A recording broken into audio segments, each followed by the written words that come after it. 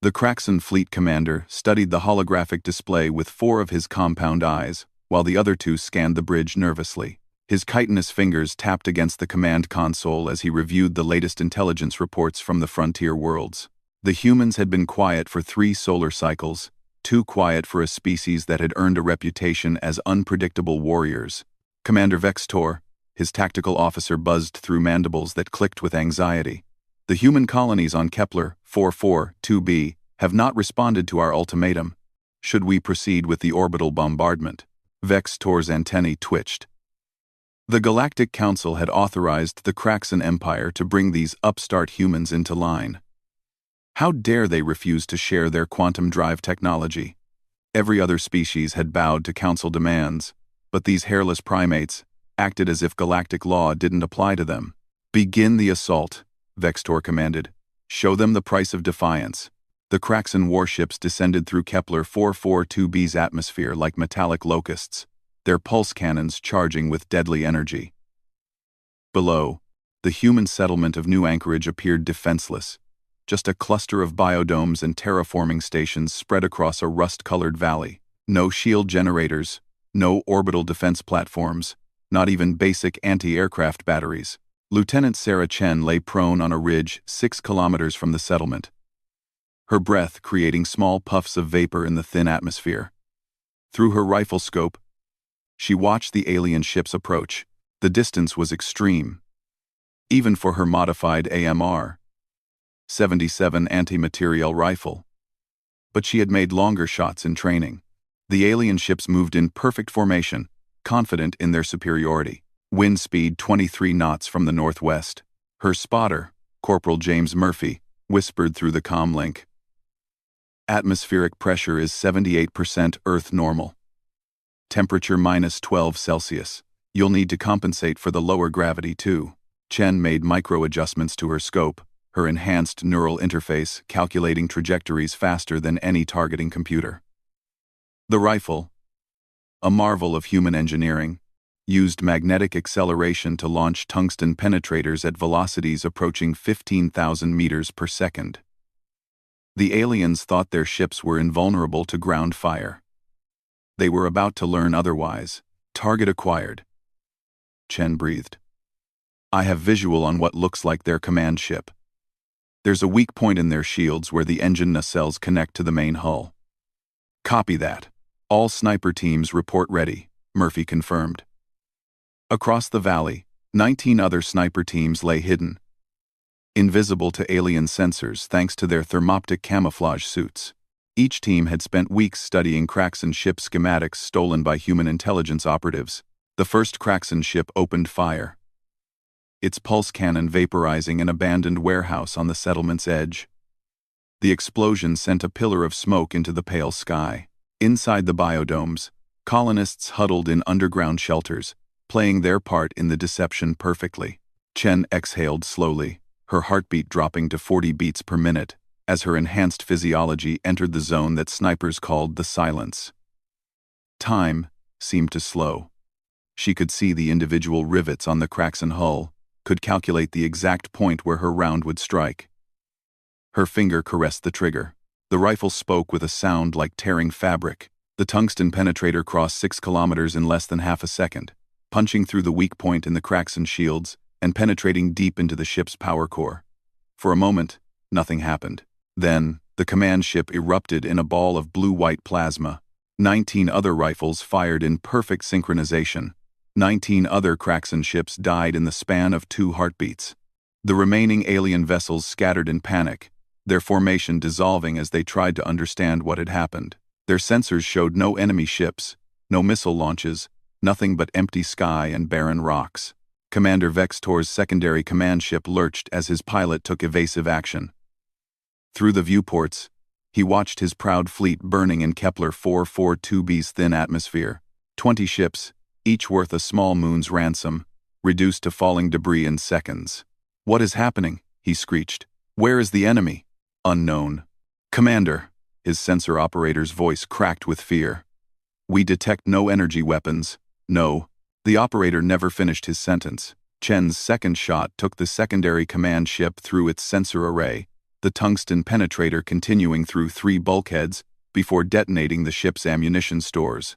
Across the human frontier, similar scenes played out. On Proxima Centauri b, Kraxan ground forces advancing through a canyon were eliminated one by Ghost Battalion snipers firing from positions 2 kilometers away. The aliens' personal shields, designed to stop energy weapons, proved useless against hypervelocity kinetic rounds. On Wolf 359C, a Kraxan general stepped out of his armored transport to inspect his troops. His head exploded like a ripe fruit, taken by a shot from sniper positioned on a mountain peak, 4 kilometers distant. The enemy soldiers fired wildly at empty rocks while human snipers picked them off with methodical precision. The Galactic Council convened an emergency session as reports of the disasters poured in. Species that had never seen eye to eye suddenly found common ground in their fear. The humans had revealed a terrible capability, one that violated every convention of civilized warfare. Admiral Zara of the Altarian Federation spread her wing arms in distress. They strike from beyond visual range, beyond our sensors' ability to detect them. Our warriors die without ever seeing their killers. This is not warfare, it is assassination on a mass scale. The Vendari representative scales shifted to a pattern of deep concern. Our analysis suggests the humans can consistently eliminate targets at ranges exceeding 3 of their kilometers. Some reports indicate successful shots at 5 or even 6 kilometers. No other species has developed such capability, because no other species would want to. Admiral Zara shrieked. Warfare has rules. You face your enemy with honor, not hide in the shadows like cowards. But as the council debated, human sniper teams continued their grim work. They had spent decades preparing for this moment, ever since first contact revealed a galaxy full of species that relied on energy shields and close-range combat. Every human soldier learned marksmanship, but those who showed exceptional talent were recruited into the Sniper Corps, where they underwent genetic modification to enhance their vision, steady their hands, and slow their metabolisms. Master Sergeant David Park sat in a hidden observation post on Kepler 442b, watching through high-powered optics as Kraxan rescue ships tried to recover survivors. His rifle, a custom-built AMR-80 nicknamed Reach Out, rested on its bipod beside him. At 53 years old, Park was ancient by combat standards, but snipers aged like wine. Experience mattered more than reflexes. When your enemy died before they knew you existed. Sir. Kraxan dropships incoming. Bearing 270. His spotter reported. Looks like they're trying to land reinforcements. Park studied the approaching ships through his scope. 8 dropships in a tight formation, learning from their earlier mistakes. They jinked and weaved, making themselves difficult targets. But Park had been shooting moving targets since he was 12 years old on Earth. He calculated lead, drop, and wind drift in his head, his neural implant providing precise measurements. Watch this, rookie, he muttered, settling behind his rifle. 8 shots, 8 kills. The dropships fell from the sky like dead birds, their crews never knowing what hit them. Park worked the bolt of his rifle with practiced ease, ejecting spent casings that steamed in the cold air. The psychological effect on the Kraxan forces was devastating. Warriors who had conquered a dozen worlds found themselves afraid to leave their ships. Officers refused to wear rank insignia. Patrols stayed close to cover, scanning empty horizons with increasing paranoia. Every shadow might hide a human sniper. Every distant hilltop might be a firing position. On the human colony of Vega Prime, Marine sniper Emily Rodriguez demonstrated why humans had become the apex predators of ranged combat. A Kraxan armored column, 50 vehicles strong, attempted to cross the Crimson Plains toward the colony's main city. Rodriguez and her team had prepared for weeks, studying the terrain, calculating ranges, preparing hides. The Kraxan colonel leading the column never made it past the first kilometer marker. Rodriguez's shot, fired from a concealed position 5,200 meters away, punched through his vehicle's armor and terminated his command. The column halted in confusion, and that's when the other snipers opened fire. Drivers died at their controls, causing vehicles to crash into each other. Gunners slumped over their weapons. Officers trying to restore order were picked off, one by one. The Kraxan soldiers abandoned their vehicles and tried to flee on foot. But there was nowhere to run on the open plains. Every piece of cover had been pre-registered by the human snipers. Every escape route was a killing field. In 90 minutes, the entire column was destroyed.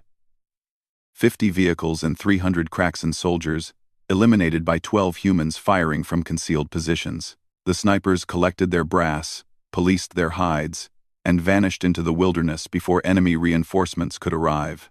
The Kraxan Empire's military doctrine, unchanged for 1,000 years, crumbled in the face of human marksmanship. They had always relied on their superior numbers, advanced energy shields, and the honor-bound combat traditions that most galactic species followed. Close-range firefights where warriors could see their enemies, where courage and skill with plasma weapons determined victory. But humans didn't fight with honor as the galaxy understood it. They fought to win. Captain Lisa Thompson, commanding officer of Sniper Team 7, watched through her scope as a Kraxan patrol moved through the ruins of an abandoned mining facility on Kepler 442b. The aliens moved carefully, weapons ready, heads constantly swiveling as they searched for threats. They had learned caution, but not enough. "I count 12 targets," her spotter whispered. "They're staying close to the buildings, using cover." Thompson smiled coldly. The aliens thought walls would protect them, not understanding that human armor-piercing rounds could punch through a meter of reinforced concrete. She had already calculated firing solutions for each position the patrol might take. "All teams, this is 7 actual," she spoke into her comm. Across the mining facility, 5 other sniper teams acknowledged.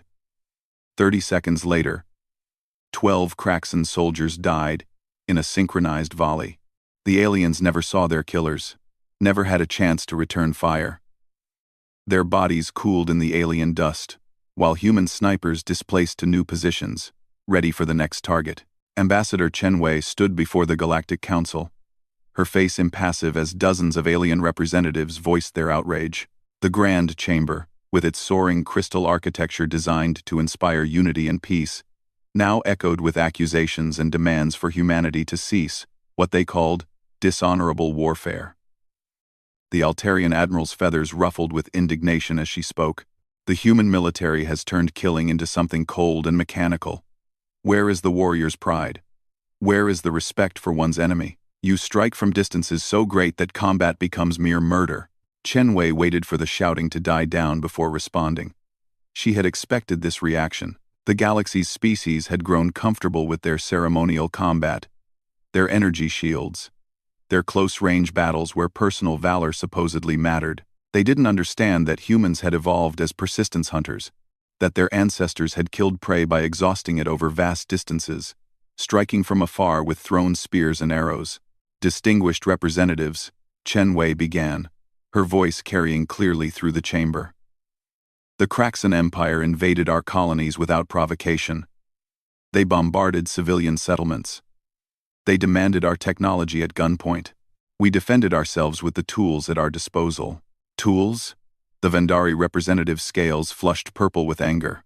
"You speak of weapons that kill at ranges beyond what any civilized species considers warfare. Your snipers are not soldiers, they are executioners." Chen Wei's expression didn't change. Every species in this council evolved differently. The Kraxans evolved from hive insects, which is why they excel at coordinated mass attacks. The Altarians evolved from aerial predators, making them superb in 3-dimensional combat. The Vendari evolved from pack hunters, giving them excellent tactical coordination. Humans evolved as persistence hunters and tool users. We specialized in killing from a distance long before we reached the stars. Meanwhile, on the battlefield of Kepler 442b, Master Sergeant Park received new intelligence through his neural implant. The Kraxans were adapting, trying new tactics to counter the human snipers. They had started using decoy vehicles, deploying smoke screens, and moving only during the planet's frequent dust storms. "Thermal imaging is degraded by all the smoke," his spotter reported. "They're learning." Park studied the tactical display. 3 Kraxan battalions were converging on new anchorage from different directions. using the cover of a massive dust storm that had reduced visibility to less than 100 meters. Smart, but not smart enough. All teams, switch to seismic sensors and acoustic targeting. Park ordered. Remember your training. We don't need to see them to kill them. The human snipers had trained for this. Their rifles were equipped with advanced sensor packages that could detect the vibrations of enemy vehicles through the ground, the sound of their engines through sophisticated acoustic analysis. They could fire accurately through smoke, dust, even moderate cover, their smart rounds adjusting their trajectory in flight. Private First Class Jake Martinez lay in his hide, feeling the rumble of approaching cracks in armor through the ground. His rifle's computer projected targeting solutions onto his scope's display, showing him exactly where to aim despite the swirling dust that obscured everything beyond 50 meters. Target locked, he whispered. Kraxon command vehicle, bearing 175, range 2.3 kilometers. Send it, his spotter confirmed. The rifle bucked against Martinez's shoulder.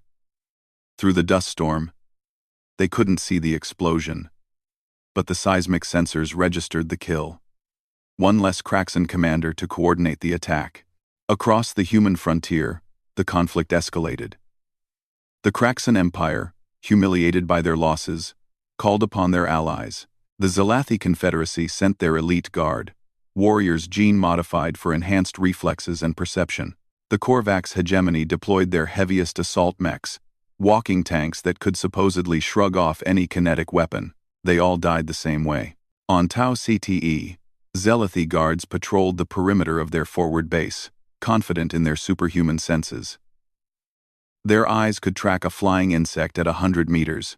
Their hearing could detect a heartbeat at 50. But human snipers engaged from 3,000 meters away, far beyond the range of even enhanced senses. The guards fell one by one, never knowing death was coming until the hypervelocity rounds tore through their bodies. Gunnery Sergeant Michelle Hayes watched through her scope as a Korvax assault mech lumbered across the battlefield. The machine stood 12 meters tall, protected by layered armor designed to withstand sustained plasma bombardment. Its pilot, secure in his cockpit, probably felt invincible. Hayes knew better. She had spent hours studying the mech's blueprints, identifying weak points. The armor was thickest around the cockpit and power core, but there were vulnerabilities. The knee joints, necessary for movement, couldn't be as heavily protected. The sensor clusters, vital for the pilot to see, were exposed. Annie, give me a firing solution on that mech's left knee joint, she told her spotter, using the woman's nickname. Range 4.7 kilometers. Wind negligible. You'll need to thread the needle between those armor plates. Hayes smiled. Threading the needle was her specialty. She had once put 5 rounds through a playing card at 2 kilometers just to win a bet. Her rifle, a custom AMR-90 she called Problem Solver, was perfectly zeroed for this kind of work. The first round struck precisely where the armor plates met at the knee joint, shattering internal mechanisms. The mech stumbled, its left leg suddenly unable to support its weight. The second round hit the same spot, penetrating deeper, severing hydraulic lines. The mech crashed to the ground like a felled tree. The pilot tried to eject, but Hayes's third round was already in flight. It punched through the ejection pod's canopy, ending the Korvax warrior's story before he could even process what had happened. Word of these engagements spread through the galaxy like wildfire. Species that had considered joining the Kraxon Alliance suddenly reconsidered. The Thrakari Merchant Guild, known for their caution, publicly declared neutrality. The Osiren Collective quietly opened diplomatic channels with Earth. Even the warlike Draconids, who lived for combat, expressed private concerns about facing human snipers. In the halls of the Galactic Council, the debate grew more heated. Some representatives called for sanctions against humanity, demanding they abandon their cowardly fighting methods. Others, more pragmatic, suggested that perhaps it was time to reconsider the ancient combat conventions that had governed galactic warfare for millennia. The Etherian delegate, whose species prided itself on logic and analysis, presented a disturbing report. Our simulations show that a single human sniper team, properly supplied and positioned, could hold off an entire battalion of conventional forces indefinitely. The psychological impact alone makes traditional assault tactics untenable. But humanity's enemies weren't ready to give up. On the Forge world of Vulcan 7, the Kraxan Empire's greatest military minds gathered to devise a solution. They studied every engagement, analyzed every shot, searched for patterns and weaknesses in human sniper doctrine. General Cathar, a veteran of 50 campaigns, proposed a radical solution. We must fight them at their own game. We will train our own long-range specialists. We will develop weapons that can match their reach. We will beat them at their own craft. The Kraxan sniper program began immediately. Their best marksmen were equipped with the finest railguns Kraxan science could produce. They studied human techniques, practiced on ranges that stretched for kilometers. After months of intensive training, they were deemed ready. The first test came on the disputed world of Sigma Draconis IV. Kraxan sniper teams, trained to human standards and equipped with comparable weapons, took positions overlooking a human outpost. They waited patiently, just as they had been taught, searching for targets through powerful scopes. Corporal Anna Petrov spotted the glint of sunlight on glass from her concealed position. 4 kilometers away, barely visible even through her enhanced scope, a Kraxan sniper team had set up on a ridgeline. She smiled. The aliens had learned much, but not enough. Contact, bearing 285. Looks like they're trying to play our game, she whispered to her partner. The fundamental problem for the Kraxans, and every other species that tried to copy human sniping, was that humans had been doing this for thousands of years. From the first thrown spear to modern railguns, humans had been perfecting the art of killing from a distance. It was in their genes, their culture, their very souls. Petrov took her shot. The Kraxan sniper's head disappeared in a spray of purple blood. His spotter, frozen in shock, lasted 2 seconds longer before joining his partner in death. Across the valley, other human snipers engaged their alien counterparts with similar results. The Kraxan sniper program died in its infancy, its graduates buried on a dozen worlds. Captain Robert Nash, commander of the elite Wraith Sniper Company, reviewed after-action reports in his field headquarters. The aliens kept trying new tactics, new technologies, new approaches. Some showed promise. The Zealothi had developed a portable shield generator that could stop kinetic rounds, but it was bulky, and the power signature made them easy to spot. The Korvax had created adaptive camouflage that made their soldiers nearly invisible. But human thermal sensors could still detect body heat. "Sir, priority intelligence from fleet," his aide announced. "The Galactic Council is pushing for a ceasefire. They want to negotiate." Nash leaned back in his chair. Of course they did. The galaxy's major powers were beginning to realize that humanity had changed the game forever. War would never be the same. The age of honorable combat, of facing your enemy across a battlefield, was over. The age of the sniper had begun. On Earth, military academies updated their curricula. Children who showed aptitude for marksmanship were identified early and groomed for the sniper corps. Virtual reality training programs let students practice shots at extreme ranges without expending ammunition. Gene therapy pushed human capabilities even further, creating snipers who could slow their heartbeats to near-death levels, who could see in spectrums invisible to baseline humans. Dr. Sarah Kim, lead researcher at the Advanced Warfare Institute, presented her latest findings to the Joint Chiefs. "We've successfully integrated quantum processing into our targeting systems.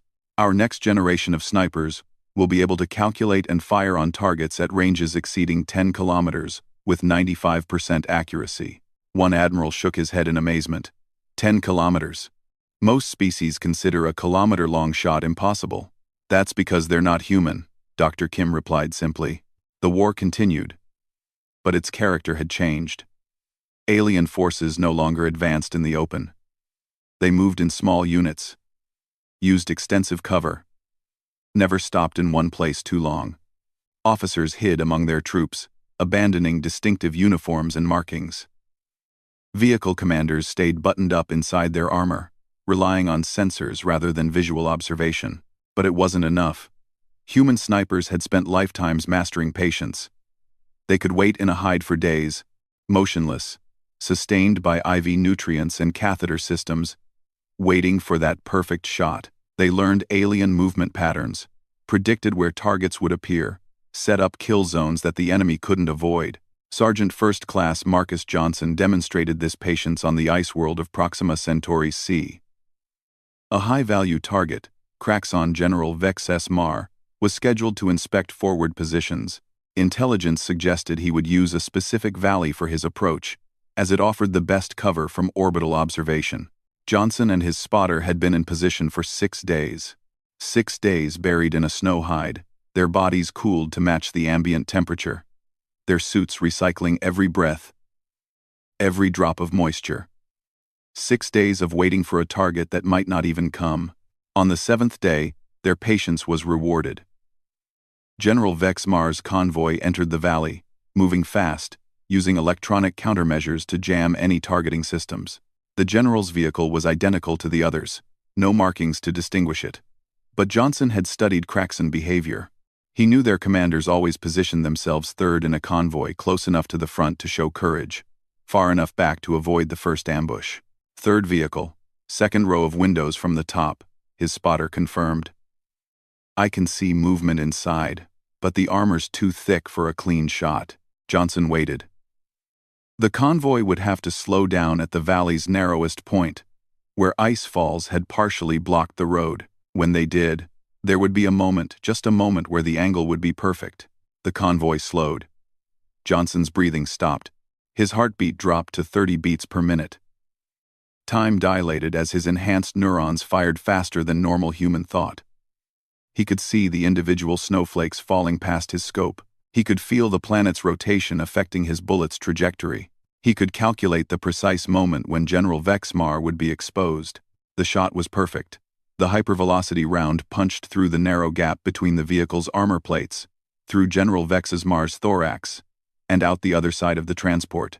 The convoy erupted in chaos, soldiers firing wildly at empty snowfields, while Johnson and his spotter were already packing up, preparing to exfiltrate to their extraction point. The Craxon Empire's leadership was devastated by the loss. General Vex Mar had been their finest strategic mind, the architect of 100 victories. His death by a human sniper from an impossible distance broke their remaining will to fight. Back on Earth, the sniper memorial was updated with new names. Men and women who had died in their hides, discovered by enemy patrols. Heroes who had held positions against overwhelming odds, trading their lives for hundreds of enemy casualties. The memorial's inscription read, "From a distance, we guard humanity. In silence, we speak loudest." The galactic media struggled to understand human sniper culture. Why did these warriors accept such isolation, such patient suffering? How could they lie motionless for days, kill without seeing their enemy's face, without the honor of close combat?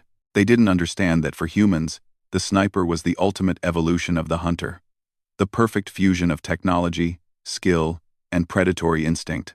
Every shot was a demonstration of human superiority, not through strength or speed or armor, but through intelligence, patience, and precision. The peace talks took place on the neutral world of Haven Prime, a planet specifically designated for diplomatic meetings between species. The Grand Conference Hall had been modified for the occasion, with the human delegation seated at one end and representatives from the Craxon Empire and their allies at the other. Between them stretched 50 meters of polished floor, a distance that now seemed pathetically small to species who had learned to fear human marksmanship at ranges measured in kilometers.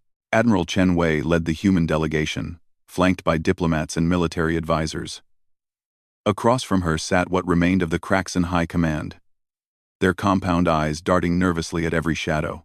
Behind them, representatives from the Zalathi Confederacy, the Korvax Hegemony, and a dozen smaller powers waited to see how the galaxy's balance of power would shift. "The terms are simple," Admiral Chen Wei stated, her voice carrying clearly across the hall. "Immediate cessation of all hostilities against human colonies, recognition of human sovereignty over all currently held systems, reparations for the damage caused by unprovoked attacks on civilian settlements."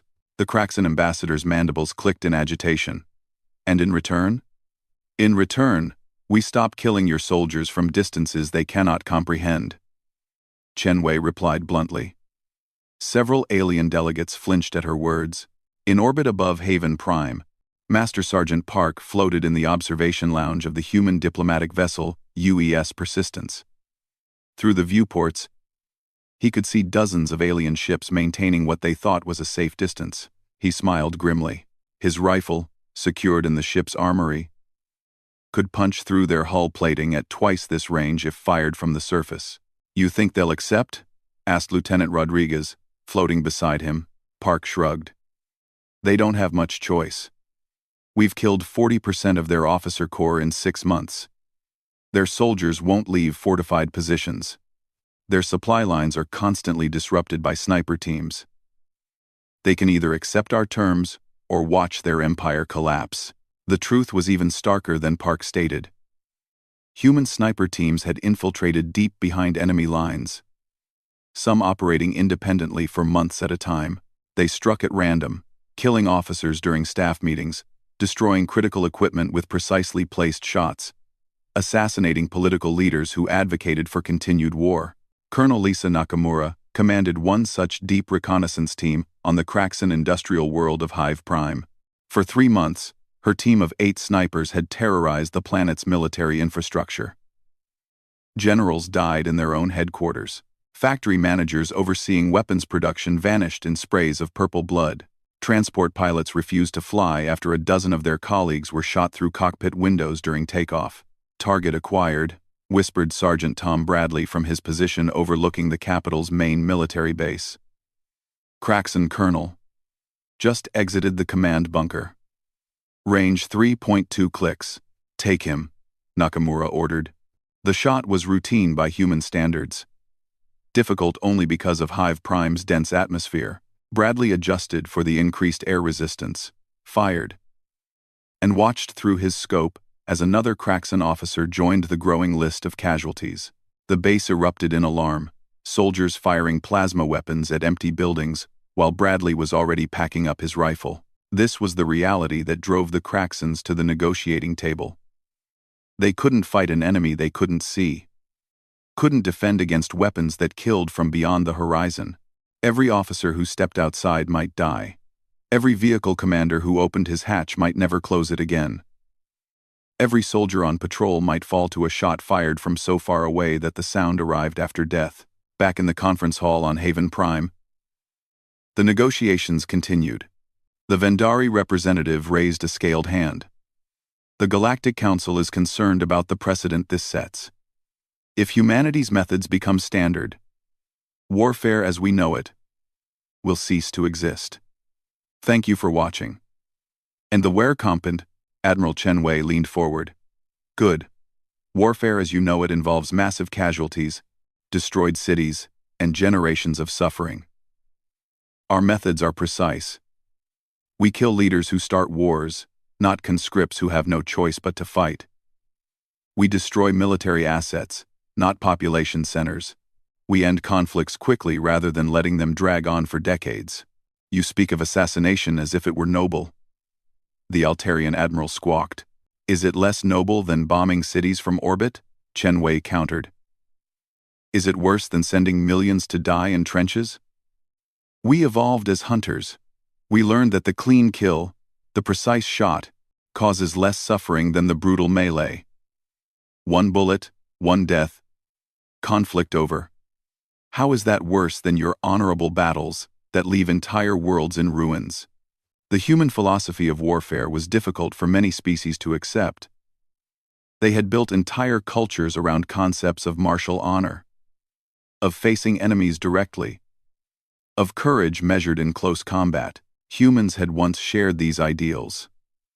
But centuries of industrialized warfare had taught them a harsh lesson. Honor was a luxury the dead couldn't afford. Captain Maria Santos watched the negotiations through a secure feed from her sniper hide on Haven Prime. She and her team provided security for the human delegation, ready to eliminate any threat to Admiral Chen Wei. Through her scope, she could see the tension in alien body language, the way Kraxan guards gripped their weapons, the nervous flutter of Altarian wings. "Overwatch 2. I've got movement on the North Tower," her spotter reported. "Looks like someone's setting up surveillance equipment." Santos shifted her aim, examining the tower through her rifle's advanced optics. A Zealothy technician was installing what appeared to be a long-range camera. Harmless, probably, but Santos didn't take chances. She kept the alien in her crosshairs while running the equipment through her suit's database. Just civilian news recording gear, she concluded. But keep an eye on him. If he pulls out anything that looks like a weapon. The technician never knew how close he came to death, never realized that a human sniper had evaluated and dismissed him as a threat in the span of 3 heartbeats. This was the new reality. Humans held the power of life and death at distances other species could barely comprehend. In the depths of space, human sniper doctrine evolved further. The UES Ghostwalker tested prototype rifles designed for zero-gravity combat. Weapons that could accurately engage targets across the vast distances between starships. Lieutenant Commander James Park, nephew of the legendary Master Sergeant, commanded the vessel's sniper section. "Sir, we're tracking a derelict Kraxan destroyer at 40,000 kilometers," his sensor operator reported. "Looks like battle damage, but she's still got power." Park studied the tactical display. In space, there was no air resistance. No gravity to affect projectile trajectory. A shot fired would continue at the same velocity forever, unless it hit something. The only challenges were relative motion and light speed lag at extreme distances. "Load a proximity-fused penetrator," Park ordered. "Let's see if we can make the shot." The spaceborne rifle was a monster. More small spacecraft than weapon. It used magnetic acceleration to launch projectiles at significant fractions of light speed. The targeting computer calculated vectors, accounting for the relative motion of both ships, the gravitational influences of nearby celestial bodies, and relativistic effects. The rifle fired silently in the vacuum. The projectile crossed 40,000 kilometers in half a second, its proximity fuse detonating inside the derelict's hull. Secondary explosions rippled through the Kraxan ship as ammunition stores cooked off. "Target destroyed," the sensor operator confirmed. That's the longest confirmed kill in naval history, sir." Park nodded. "And tomorrow, we'll double it. Signal the engineering team, I want the Mark 7 rifle ready for testing." The implications of human sniper capabilities in space combat terrified naval strategists across the galaxy. Ship-to-ship combat had always been about massive vessels closing to energy weapon range, shields clashing, broadsides exchanged at distances measured in hundreds of kilometers.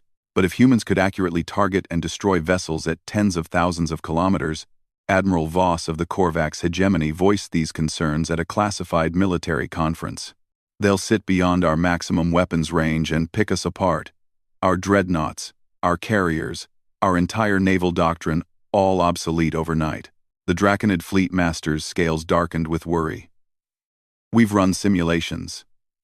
A single human sniper ship could destroy an entire battle group before we could return fire. They wouldn't even need a fleet, just patient killers with very large rifles."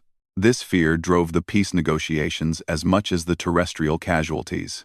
The galaxy's powers realized they faced not just a military defeat but a fundamental shift in how warfare would be conducted.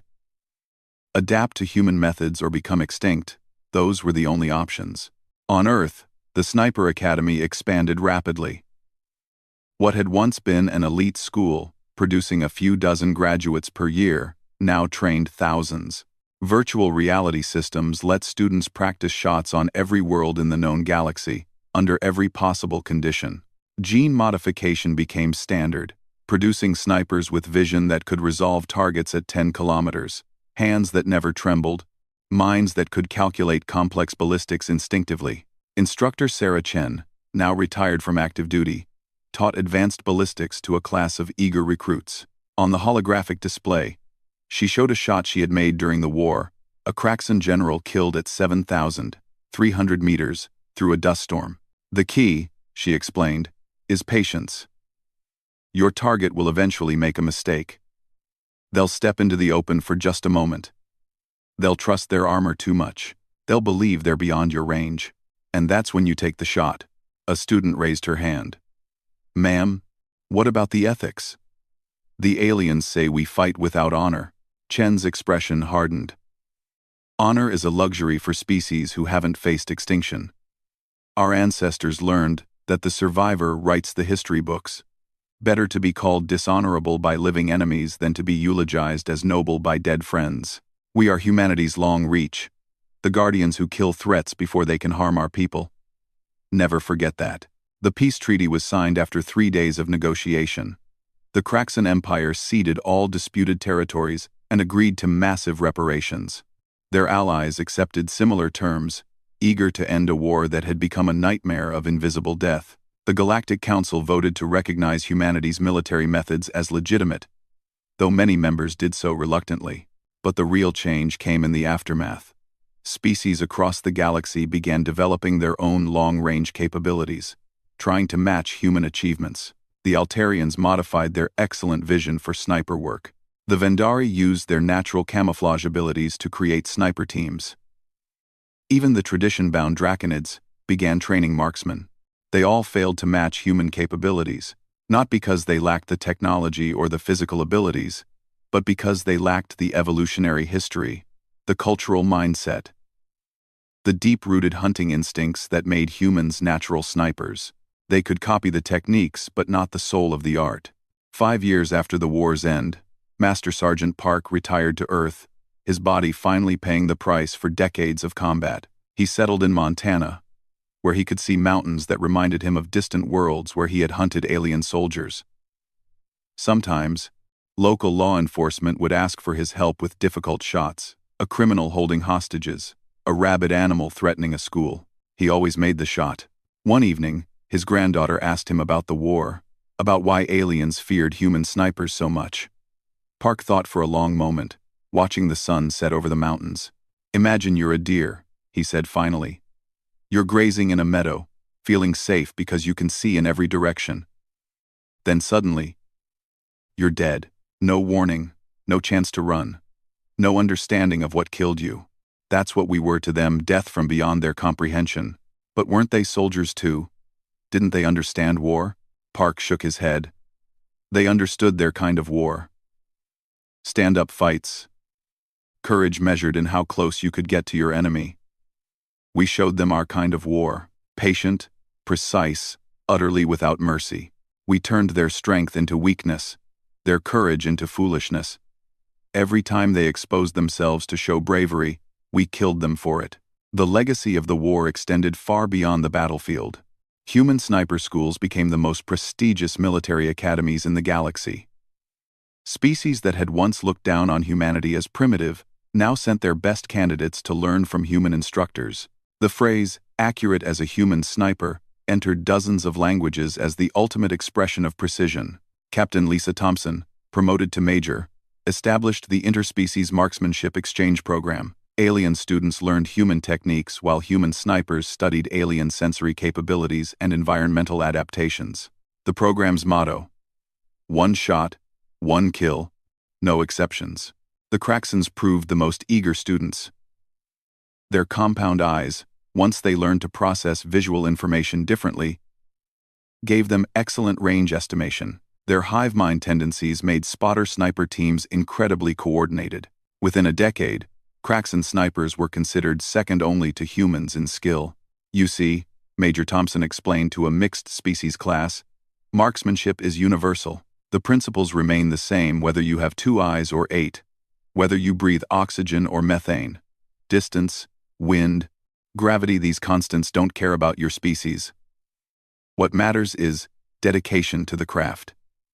But even as other species improved, humans maintained their edge. The next generation of snipers pushed boundaries even further. Shots at 15 kilometers became routine. Experimental rifles using quantum entanglement allowed for instantaneous targeting at any distance. Neural implants linked sniper and rifle so intimately that the weapon became an extension of the shooter's will. Lieutenant Jessica Park, carrying on her family tradition, demonstrated these new capabilities during a joint training exercise. The target: a drone programmed to replicate Zelathi evasion patterns. Flying at Mach 2, at an altitude of 30,000 meters, most species considered it unhittable. Jessica lay prone on a mountaintop, her breathing so slow she seemed dead. Her rifle, a prototype quantum-linked system, tracked the drone through dimensions human eyes couldn't perceive. She didn't pull the trigger so much as think about it. The drone exploded into fragments, hit by a projectile that had technically never traveled the distance between rifle and target. The observing alien officers stood in stunned silence. One Vendari general's scales shifted to the pattern of deep respect. How do we fight such capability? You don't, Jessica replied simply. That's the point. The war had proven what humanity had always known, but the galaxy had needed to learn. Humans were the apex predators of ranged combat, not through superior strength or technology alone, but through the perfect fusion of evolution, culture, and will. Every human sniper was the heir to 1,000,000 years of hunting tradition, refined and focused through technology into the ultimate killing instrument. In the Galactic Council chambers, a new statue was unveiled, a memorial to all who had died in what historians were calling the Sniper War. The inscription, written in every major galactic language, read, "In memory of those who learned too late that distance is not safety, that visibility is not protection, and that humanity's reach exceeds all others." Admiral Chen Wei, now retired, attended the dedication ceremony. As she looked at the memorial, she felt no joy in humanity's victory, only grim satisfaction that her species had survived and proven their place in the galactic hierarchy. The galaxy had learned to fear human snipers, and that fear would keep humanity safe for generations. Was it worth it? Asked the Altarian ambassador, standing beside her. Chen Wei considered the question. Thousands had died on both sides. The nature of warfare had changed forever. Species that had coexisted in relative peace now eyed each other with new suspicion, wondering who might develop the next evolution in long-range killing. "Ask me in 100 years," she replied. "When humanity's colonies are thriving, and no one dares threaten us again. When children grow up never knowing the fear of orbital bombardment because our enemies know that their leaders will die at the first sign of aggression. When peace is maintained not through treaties but through the certainty of precise retaliation, then I'll tell you if it was worth it." The memorial stood as a reminder and a warning. Humanity had not sought this war, but they had finished it in their own way. With patience, with precision, with shots fired from so far away that death arrived before the sound. In sniper schools across human space, new recruits learned the creed that had carried their predecessors through the war. We are the unseen death, the far-reaching hand of humanity. We are patience made lethal, precision given purpose. From a distance, we guard our people. In silence, we speak for our species. One shot, one kill, no exceptions. And somewhere in the vast darkness between stars, human snipers continued their eternal watch, rifles ready, waiting for any threat to their people. They were hunters in the truest sense, evolved from ancestors who had stalked prey across ancient savannas, now stalking enemies across the infinite battlefield of space. The galaxy had learned its lesson. Humanity had proven themselves the apex predators of ranged combat, and everyone knew that apex predators were not to be challenged lightly. The war was over. But the watch continued. It always would. Because that's what predators do. They watch. They wait. And when the moment comes, they strike from farther away than their prey believed possible. And they never miss.